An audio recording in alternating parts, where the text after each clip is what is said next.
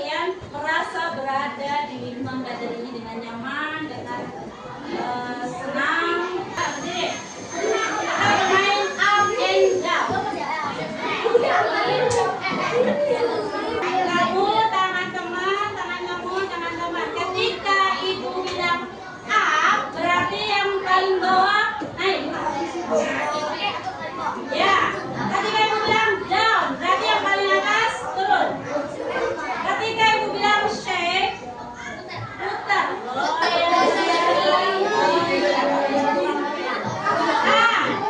Ketika ibu bilang boom, nah yang paling atas boom. Perhatikan instruksi ibu, up. Yang paling bawah kalau up itu yang paling bawah naik. Atas, up itu ke atas. Satu kali aja yang paling bawah ke atas. Tunggu. Ya. Down. Berarti yang paling atas ke bawah. Shake. Macam up.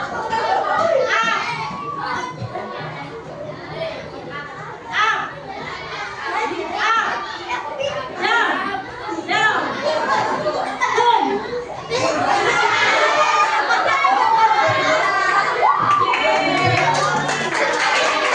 Ya, itu merupakan ada hubungannya dengan materi yang akan kita bahas hari ini, yaitu berpikir komputasional sebagai dasar kognitif dan dasar manusia atau KKN. Ya. Nah, apa itu berpikir komputasional? Ya. Sebelum ibu bahas pengertian atau konsep dasar berpikir komputasional, ibu akan menjelaskan atau menyebutkan tujuan pembelajaran. Perhatikan semuanya, Herman. Mari kita bahas. Yang pertama, kalian semua peserta didik diharapkan mampu memahami konsep berpikir komputasional, ya, secara konsep dasarnya. Yang kedua, kalian mampu menjelaskan contoh penerapan berpikir komputasional dalam kehidupan sehari-hari, karena pada dasarnya coding itu bukan sekedar berdirikan angka, tapi juga berpikir secara sistematis dan logis untuk menyelesaikan sebuah masalah. Oke. Ya, kalian perhatikan, ada masalah apa di gambar ini? Ibunya kerepotan karena banyak yang beli. Lalu apa lagi? Musuh. Tidak tertib. Ya, ibunya juga pusing melihatnya ya. Nah, berarti ada nggak cara yang bisa kita lakukan untuk membantu si ibu ini menyelesaikan masalah tersebut? Apa? Mengantri. Jadi apa yang terjadi kalau kita mengantri? Nah, hari ini siapa yang bangun pagi? Saya. Setelah bangun pagi apa yang kalian lakukan? Ya, bagi yang muslim bisa melaksanakan sholat. Terus kemudian setelah sholat membersihkan tempat tidur. Ada apa lagi? Mandi. Kemudian ya, pakai seragam, baju sekolah. Ada yang sarapan? Ya. Jadi runtutan atau tahapan-tahapan yang kita jalankan sehari-hari itu termasuk berpikir komputasional. Nah, apa itu berpikir komputasional?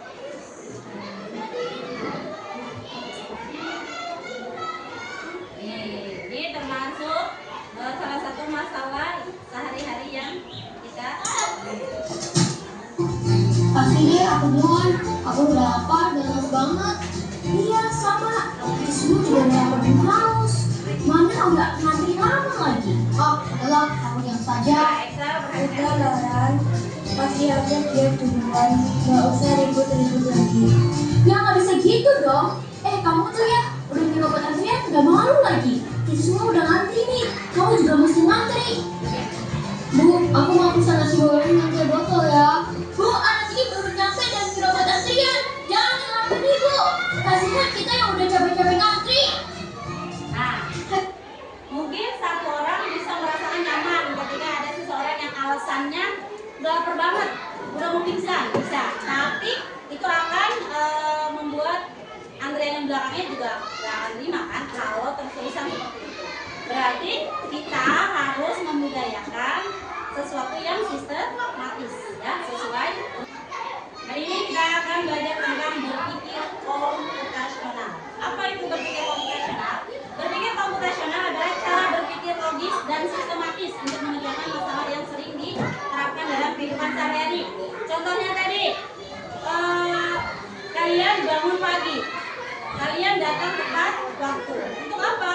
Untuk mendapatkan atau membiasakan kedisiplinan kan?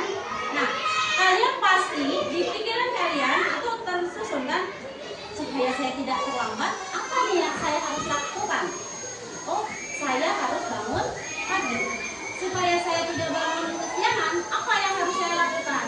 Tidur lebih awal. Nah, supaya saya bisa tidur lebih awal, berarti harus bisa mengerjakan tugas lebih awal, bisa hindarkan HP-nya lebih dahulu. Ya, jadi kalian membiasakan disiplin. Nah, banyak macam kegiatan-kegiatan yang bisa kita lakukan atau contoh berpikir komputasional yang sering kita lakukan dalam kehidupan sehari-hari. Contohnya, itu tadi bagaimana agar kita terlambat, terus cara-cara memasak itu ada urutan-urutannya, dan juga merencanakan liburan. Sebenarnya banyak kegiatan-kegiatan yang bisa kita lakukan dengan sistem berpikir komputasional. Kalian melakukan atau mengadakan kegiatan ulang tahun, acara ulang tahun. Apa saja yang kalian persiapkan biasanya kalau mau dekorasi apa? Kue, undangan, kado untuk yang diundang mungkin ya. Terus yang mau merencanakan pestanya apa lagi? Daun. Ya, ini mau bikin daun. Apa lagi? Ya, makanannya pasti kamu harus dikasih makan kan? Nah, itu termasuk cara berpikir komputasional, tahap-tahapannya. Nah, apa saja sih tahapan berpikir komputasional? Nah, tahapan berpikir komputasional ada dekomposisi, ada pengenalan pola, abstraksi, dan perancangan algoritma. Berpikir komputasional tadi contohnya ya cara memasak tadi, harus menentukan segala macam kegiatan. Nah, berikut salah satu cara dekomposisi, yaitu memecah masalah menjadi bagian kecil. Nah, di sini kalian sudah ibu bagi dalam beberapa kelompok. Nah, kalian bisa mengerjakan LKPD untuk membantu si robot ini mencari pensilnya. Ya memang Bu, itu kelihatan pensil ada di depan. Ibu juga bisa saja ke meja ibu dengan mudah, tapi ada caranya kan? Ya, nanti ada permainan yang memungkinkan kita untuk mengikuti instruksi-instruksi. Itu merupakan salah satu dekomposisi, cuma menggunakan perangkat. Nah, sekarang ibu bagian LKPD kalian bantu si robot ini untuk mencari pensilnya. Nanti ibu sediakan ya, lemnya bisa bergantian ya. Setiap kelompok ibu bagikan LKPD ini, nanti kalian bisa tempelkan instruksi-instruksi. Ya, ini pola-polanya.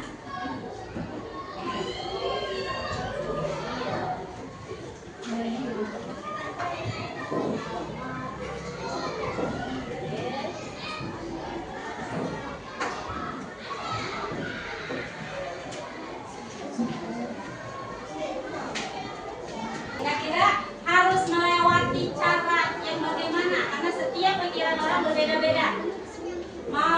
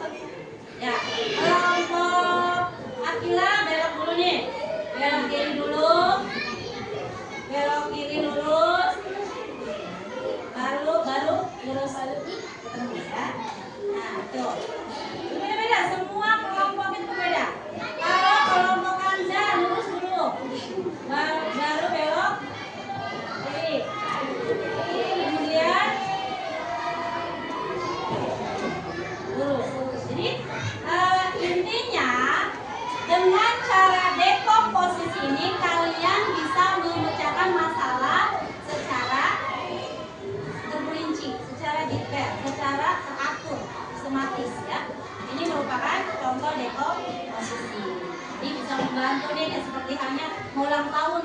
Apa aja sih yang dibutuhkan untuk merayakan pesta ulang tahun? Undangan. Nah, undangan juga harus dipesan dari kapan?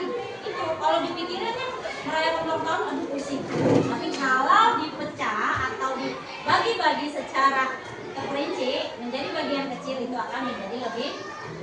Selanjutnya, pengenalan pola. Pengenalan pola itu adalah mencari kesamaan pola tren yang terjadi untuk menyelesaikan masalah tersebut. Contohnya apa? Contohnya kalian terbiasa bangun pagi, terus mandi, sholat subuh, langsung sarapan. Nah, berangkat ke sekolah. Itu sudah tahu kan? Oh, kalau saya bangun jam 5, saya bisa langsung sholat, bisa sarapan, dan bisa berangkat dengan santai, tidak terburu-buru. Tapi kalau kalian masuk setengah 7, bangunnya jam 6, kira-kira kesana enggak?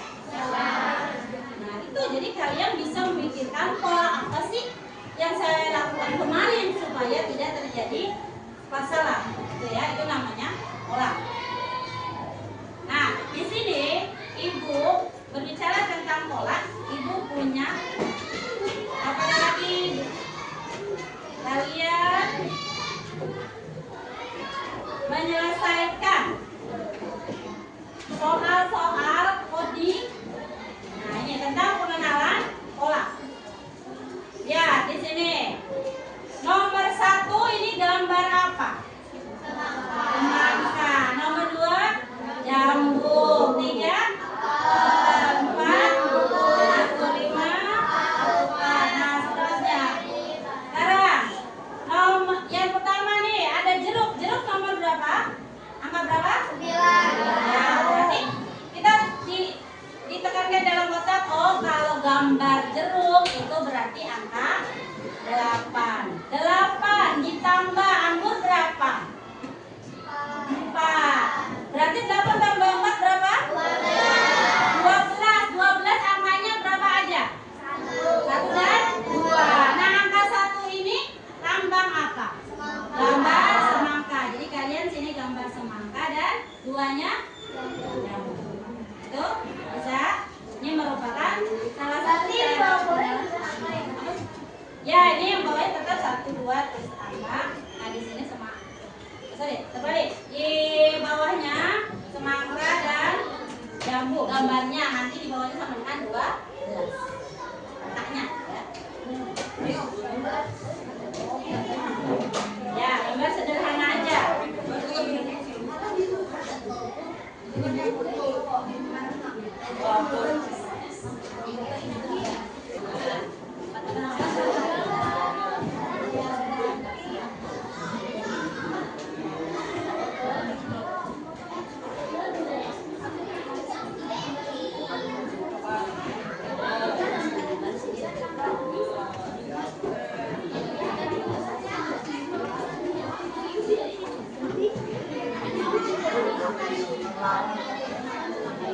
Oke, untuk pengenalan pola sudah ngerti?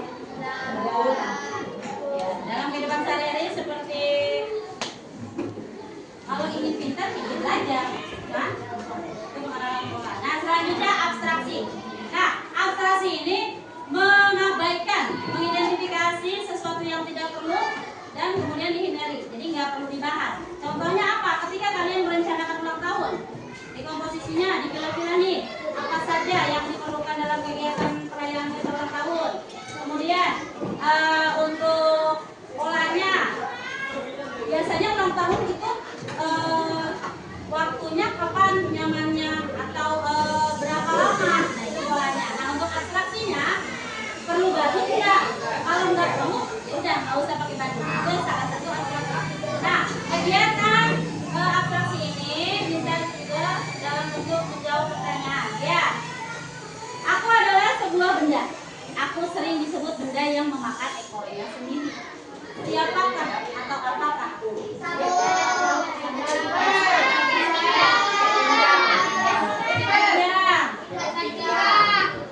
Kalian? Iya. Di mana ekornya? Ya, ini termasuk salah satu contoh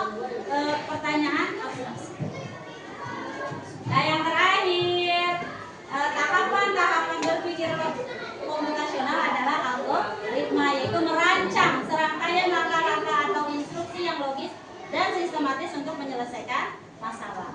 Contohnya, masalah-masalah yang terjadi di sekitar kita, ya tadi memasak nasi. Coba kalau memasak nasi sama pakai rice cooker dengan memasak nasi di kompor, beda nggak caranya? Apa dulu caranya? Kalau memakai rice cooker, pertama dicuci dulu berasnya, kemudian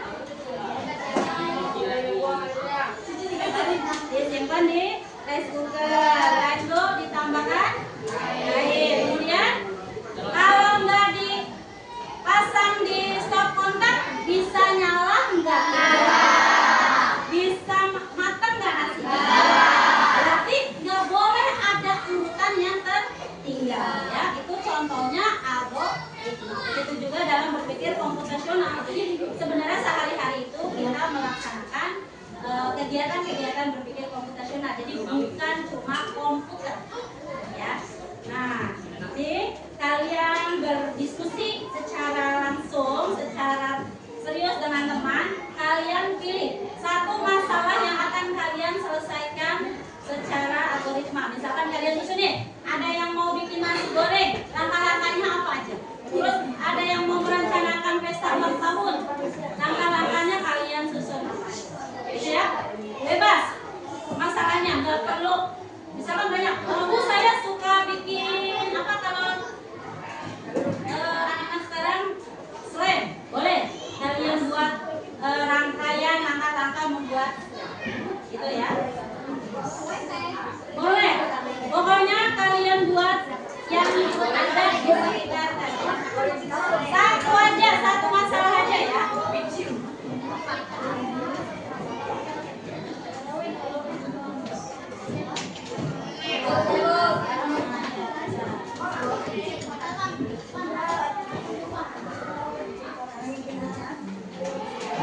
Nah, ini baru presentasi nanti apa saja yang kalian kerjakan.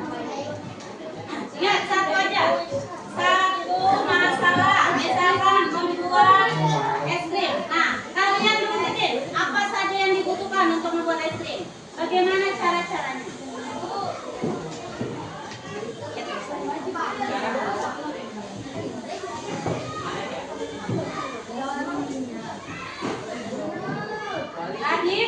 Radit pernah lihat ada pelanggan termama COD. Nah, biasanya urutan Radit kalau mau antar mama COD bagaimana? Pertama mama ngapain dulu biar bisa antar makanan.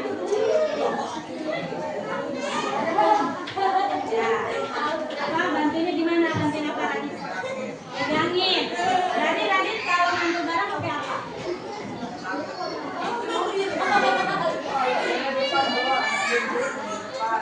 Berarti mama nyalain motor dulu.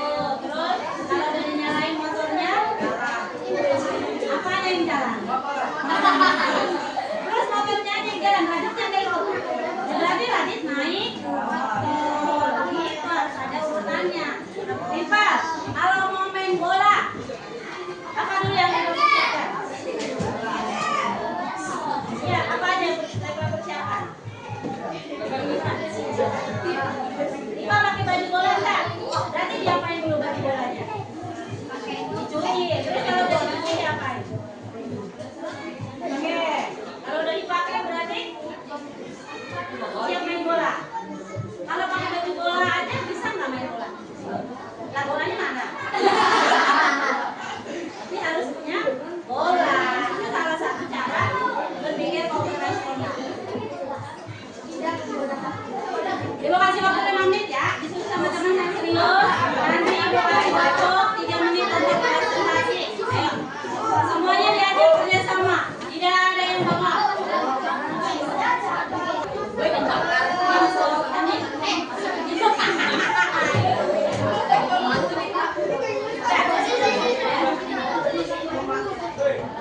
Masuk kami tunggu sampai 5 menit lagi. Yang terbaiknya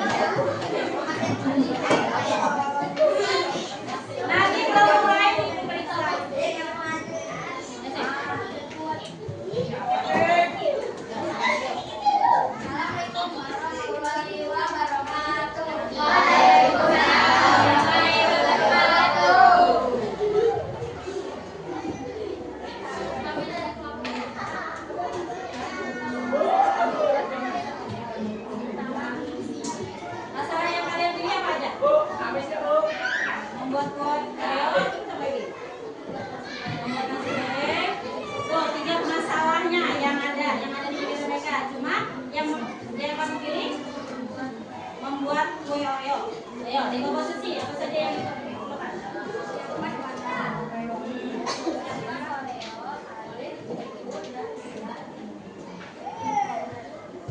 Kemudian algoritmanya, langkah-langkahnya.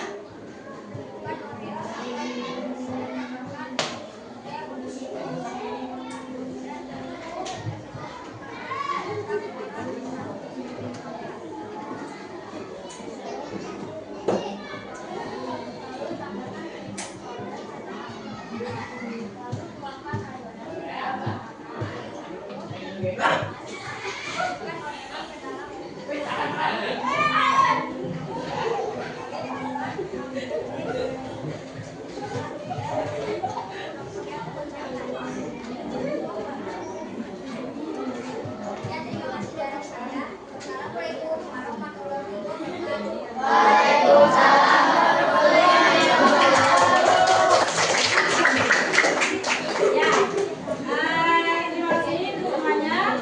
Ini udah mengerti ya. Udah tahu cara-caranya, dekomposisinya apa aja sih yang diperlukan. Terus langkah-langkahnya seperti apa. Kemudian, ketika kita memikirkan sesuatu memang kok susah banget sih bikin kue Oreo.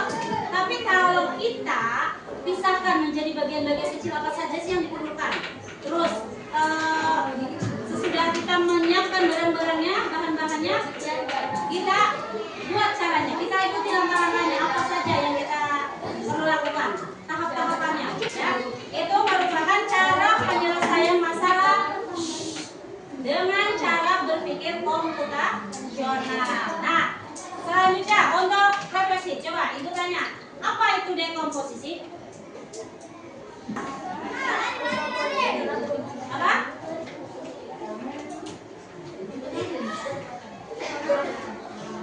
Bicara masalah menjadi bagian yang lebih kecil. Ya, itu dekomposisi, tahapan-tahapan dalam berpikir. Jadi sekarang sudah bisa mengerti apa itu berpikir komputasional. Ya, sebenarnya banyak peristiwa atau kejadian-kejadian yang kita alami yang kita bisa selesaikan dengan cara berpikir komputasional. Oke, untuk pelajaran hari ini Ibu selesaikan sampai sini. Terima kasih atas partisipasinya.